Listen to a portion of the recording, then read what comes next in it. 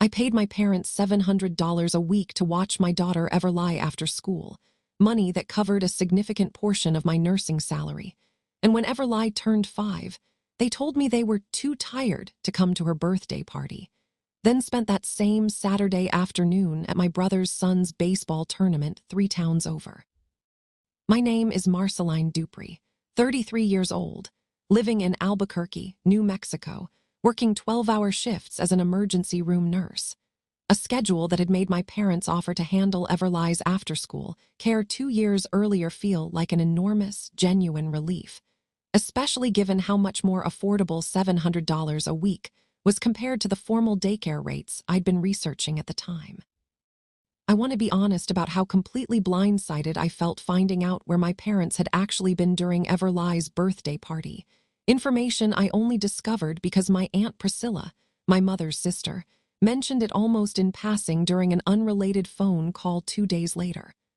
"I saw pictures of Caden's tournament on your mother's page," she said. "Looked like a fun day. Did Everly's party end up getting rescheduled because of it, or did you all just split up for the day?" I want to describe the specific, sinking clarity that question generated, understanding in that moment that my parents hadn't actually been too exhausted to attend their granddaughter's 5th birthday party at all. They had simply chosen, without ever telling me directly, to prioritize my brother Derek's son's baseball tournament instead, a choice I found considerably harder to process given how much of my income was currently funding their regular, weekly presence in Everly's life. I called my mother that evening, careful to keep my voice steady despite the hurt and confusion building underneath it. "I heard you were at Caden's tournament Saturday," I said. "You told me you were too tired for Everly's party." Silence on the line lasted long enough that I understood, even before she answered, that whatever explanation followed wasn't going to be a simple misunderstanding. "Derek's been struggling," my mother finally said. "His marriage, the financial strain with Bethany not working right now, Caden really needed us there, needed the normal encouragement of having his grandparents in the stands. Everly has you, Marceline. She has a stable home, a good school, a mother who's clearly got everything under control. I didn't think missing one party would matter as much as showing up for Caden during a harder stretch." I want to be honest about the specific, complicated anger that explanation generated, understanding for the first time, with a clarity I hadn't previously allowed myself to fully examine, exactly how my parents had apparently been measuring which grandchild deserved their presence based on which household seemed to be struggling more, rather than any standard of equal, consistent grandparental attention. "Pay you $700 a week," I said, my voice tighter than I intended. "That's not charity you're extending to Everly out of the goodness of your hearts. That's a paid arrangement, Mom, and I think I deserve to understand exactly what standard of care and attention that payment is actually buying. If missing your own granddaughter's birthday party for a baseball tournament is apparently an acceptable outcome." I want to describe what happened over the following weeks, because I think it matters considerably more than that initial, difficult phone call. I requested an in-person conversation with both my parents, bringing considerably more direct, prepared questions than I typically allowed myself during family conflicts, understanding that I needed genuine clarity rather than another vague, emotionally loaded explanation about Derek's struggles. "I need you to help me understand something," I told them, sitting across from both of them at their kitchen table. "Is this a pattern? Has Everly consistently been treated as less of a priority than Caden, in ways I haven't been paying close enough attention to notice?" My father, who had remained mostly quiet throughout the initial phone conversation with my mother, spoke first, and I want to describe his response honestly, because I think it revealed something considerably more layered than simple favoritism. "I think, if we're being honest, we've always worried more about Derek," he said. "He's struggled more than you have, in almost every part of his adult life, and I think somewhere along the way, your independence and stability started feeling like something that meant you needed us less, while Derek's ongoing struggles kept demanding more of our attention. I don't think we ever consciously decided Everly mattered less than Caden. I think we just kept responding to whichever situation felt more urgent, and your household, frankly, never felt urgent in the same way Derek's has. I want to be honest about the complicated mixture of understanding and continued hurt, I felt hearing that explanation, recognizing a pattern that made a certain kind of psychological sense while still feeling genuinely unfair to Everly, who had absolutely no responsibility for how her cousin's family circumstances compared to her own. I understand wanting to support Derek during a hard time, I said. But Everly isn't less deserving of consistent grandparent attention just because our household happens to be more stable.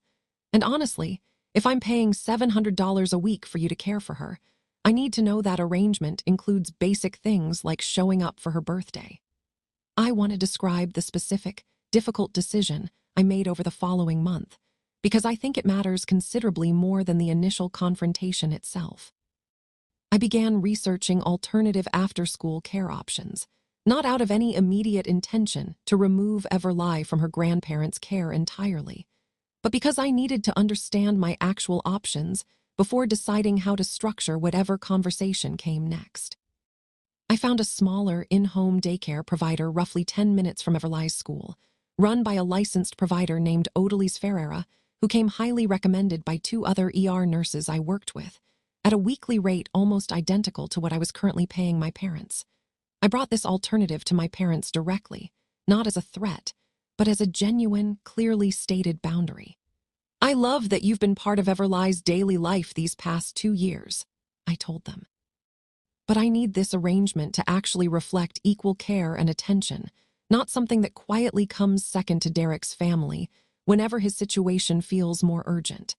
If that's not something you're able to genuinely commit to, I have another childcare option lined up, and I think that might actually be healthier for everyone, including Everly. Then continuing an arrangement where she's absorbing the emotional cost of a pattern that has nothing to do with her. I want to be honest about how difficult that conversation was, watching my parents, particularly my mother, process the genuine possibility of losing regular contact with Everly, a consequence I don't think either of them had fully considered before that moment. "We don't want that," my mother said, her voice breaking in a way I rarely witnessed from her. "I think we need to actually sit with what you're telling us, Marceline, instead of just apologizing and falling back into the same pattern next time Derek needs something.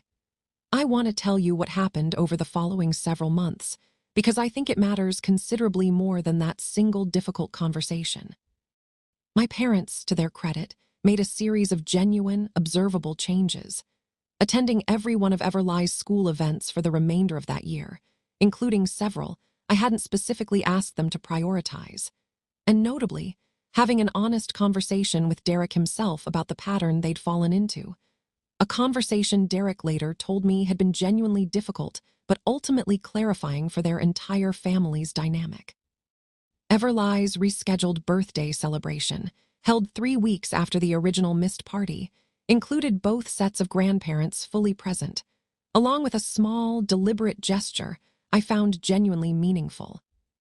My parents had specifically blocked out Caden's next tournament date on their calendar in advance, making clear to Derek that they intended to split their attention more consciously and consistently between both grandchildren going forward, rather than defaulting reflexively to whichever household's struggles felt most urgent in any given week. I didn't reduce the weekly payment amount. Ultimately, once I felt genuinely confident the underlying pattern had actually shifted, though I want to be honest that I kept Odalise's contact information for considerably longer than I initially expected to need it. A quiet insurance policy against any return to the old pattern. I think often about that baseball tournament, about a $700 weekly payment that I genuinely believed, for 2 years, represented an equal, stable arrangement, before discovering how much quiet, unconscious favoritism had actually been shaping which granddaughter's milestones consistently got prioritized. Everly is 6 now, and her grandparents haven't missed a single one of her school events or birthdays since that difficult conversation at their kitchen table. I don't think the underlying pattern between Derek's family and mine has been permanently, perfectly resolved. I think these kinds of deeply rooted dynamics require ongoing, conscious effort rather than a single conversation's worth of correction. But I do think numbing the pattern honestly, and being willing to actually change the financial and practical arrangement if genuine change didn't follow, mattered considerably more than simply accepting another apology and hopping, without any real leverage. That the next baseball tournament wouldn't quietly take priority over my own daughter's birthday again.